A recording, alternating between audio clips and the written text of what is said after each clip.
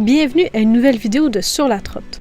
Nous nous sommes dirigés vers le Parc national des Everglades qui, en 2022, fête son 75e anniversaire. Les sentiers Aninga et Gumbo Limbo nous offraient de belles opportunités pour observer la faune, dont évidemment des alligators. 360 espèces d'oiseaux ont été recensées dans le parc, c'est donc un bon endroit pour les admirer. Le West Lake Trail est très agréable. C'est un sentier qui passe dans une forêt de mangroves. Ensuite, nous avons marché une partie du Tram Trail qui nous a permis, encore une fois, de voir des alligators, des tortues, des poissons et plusieurs espèces d'oiseaux. Ce sentier est relativement long, donc je vous conseille de la faire en vélo.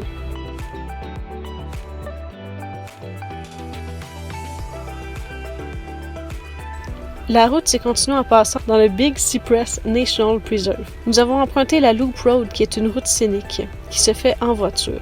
Ça a carrément valu la peine, la route regorgeait d'alligators. Je vous conseillerais même, personnellement, selon notre expérience, d'aller au Big Cypress si vous voulez voir le plus d'alligators possible. C'est aussi à l'Oasis Visitor Center qu'il est le plus facile d'observer ces fameuses bêtes. L'alligator est capable de courir sur une courte distance à une vitesse de 16 km/h et ouvre la bouche pour réguler la température de son corps.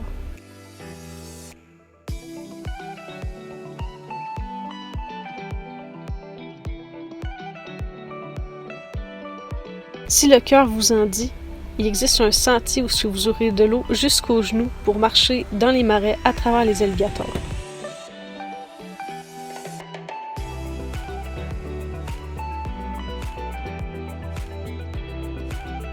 Nous sommes ensuite allés au Crew Bird Rookery Swamp Trails, où nous avons passé un excellent moment. Le parc comporte un sentier où nous avons pu observer les alligators dans leur habitat naturel.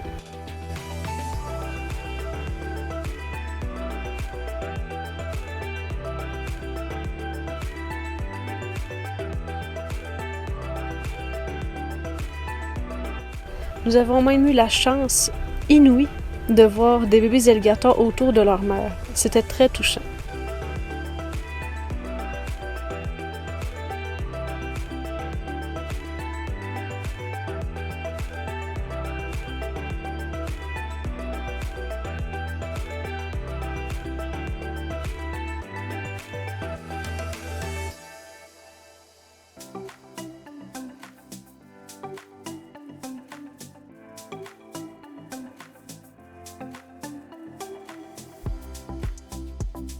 Le 6 Mile Cypress Loop Preserve comporte un sentier de 2 km qui permet d'en apprendre plus sur la faune locale et de l'observer si vous êtes chanceux.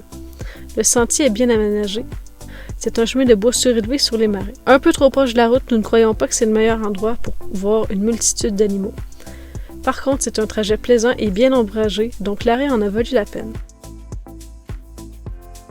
La journée a été nuageuse. Nous sommes donc allés marcher au Celery Fields. Durant le Pléistocène, c'est un lac fréquenté par des mammouths. Aux alentours de 1880, le lac a été drainé pour l'agriculture du céleri. La butte détonne du paysage. L'état est complètement plat. C'est un endroit de prédilection pour les amateurs d'oiseaux. Un livre est passé devant nous, sur le sentier.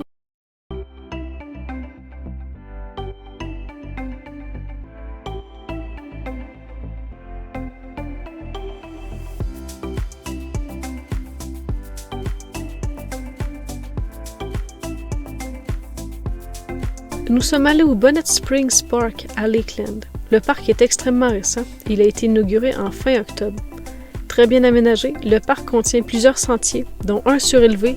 Il y a une maison dans les arbres, un petit jardin botanique, une place couverte pour pique-niquer. Nous avons vraiment été impressionnés. Ensuite, nous sommes allés marcher au Tibet Butler Preserve. Un petit musée bien instructif sur la faune locale nous accueille pour ensuite faire place aux sentiers. À certains endroits, ils étaient inondés. Nous avons pu observer des tatous. Nous avons été sans mots quand le premier a passé devant nous. Ce fut une très belle surprise aujourd'hui.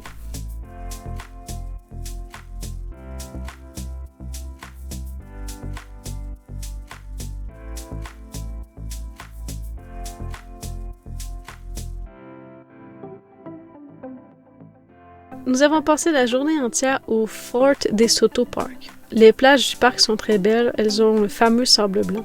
Si vous êtes intéressé, le parc possède plus de 12 km de pistes cyclables.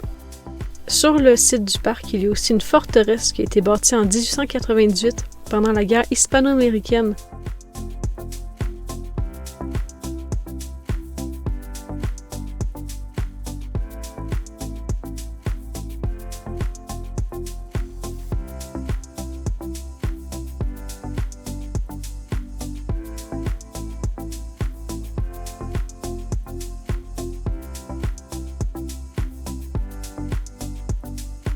Ensuite, nous sommes allés marcher à Sainte-Pete, à son fameux quai. Prenez garde aux écureuils au parc Vinoy. Ils étaient très nombreux. Nous avons pu apercevoir des dauphins. Construction assez récente, le quai est très bien aménagé.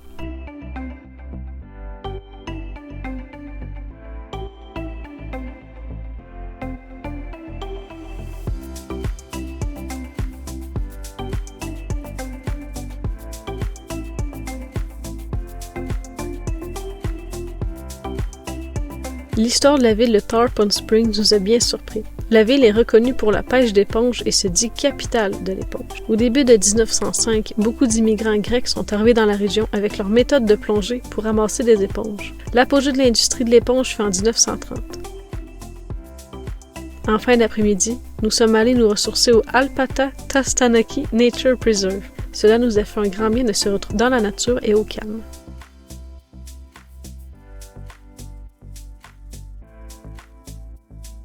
Nous avons fait un court arrêt à Tallahassee, qui depuis mars 1824 est la capitale de la Floride. Nous n'avons pas pu voir le Capitole de la Floride et sa belle fontaine de dauphins due à des rénovations. Par contre, nous avons vu l'ancien Capitole de la Floride et qui est rendu un musée qui est gratuit. Nous avons marché dans le Cascade Park, il y a une fontaine originale, des modules de jeu et de beaux sentiers. Nous sommes allés marcher au Conservation Park, qui est à Panama City Beach. Les arbres sont principalement des pins. Nous avons pu observer des loutres sur le trajet. À quelques reprises, nous avons remarqué qu'ils utilisent des coquillages en tant que petites roches sur les sentiers. C'était très surprenant.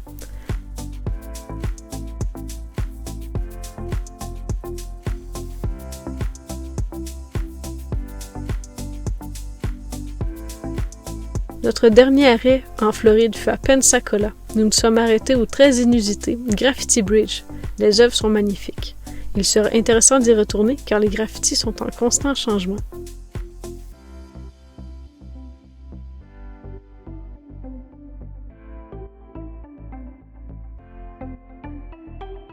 Dans la prochaine vidéo, nous allons faire un court arrêt en Alabama pour ensuite aller en Louisiane. À bientôt!